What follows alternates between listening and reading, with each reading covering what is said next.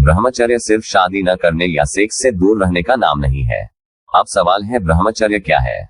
ब्रह्म का अर्थ होता है परम सत्य, ईश्वर, और चर्य का मतलब है चलना या मार्ग। तो ब्रह्मचर्य का मतलब है उस ईश्वर की ओर चलना, उस दिव्यता की ओर बढ़ना जो हमारे भीतर है। ब्रह्मचारी वो नहीं है जो बस शादी नहीं करता, बल्कि वो है जो भीतर की ऊर्जा को बाहरी आकर्षण में व्यर्थ नहीं करता, जो अपने स्वभाव से ही प्रसन्न है, जो अपने भीतर ही आनंदित है।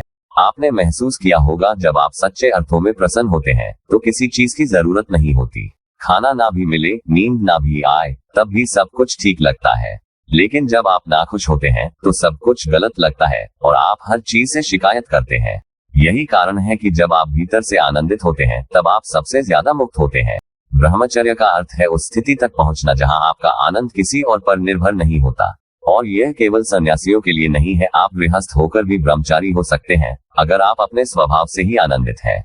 जब दो लोग इस भावना से मिलते हैं कि वे एक दूसरे से खुशी नहीं लेंगे बल्कि बांटेंगे, तभी रिश्ता पवित्र होता है।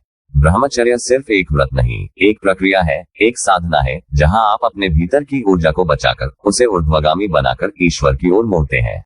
यह साधना आसान नहीं, लेकिन जीवन को समझने और ऊंचाई तक ले जाने के लिए जरूरी है। जैसे मिट्टी का बर्तन पकने से पहले लचीला होता है, उसी तरह ब्रह्मचर्य उस लचीलापन को बनाए रखने की प्रक्रिया है जहां हम अपने अस्तित्व को किसी भी रूप में ढाल सकते हैं। अगर आप अपने जीवन को पूरी तरह खुला और जागरूक बनाना चाहते हैं तो ब्रह्मचर्य वह मार्ग है जो आपको आजादी और परमानंद तक पहुंचा सकता है। और यही कारण है कि समाज में कुछ लोग हमेशा ब्रह्मचर्य के मार्ग पर चलते हैं ताकि आध्यात्मिकता की अगली पीढ़ी तैयार हो, ताकि जीवन का गूढ़ रहस्य कभी खो न जाए।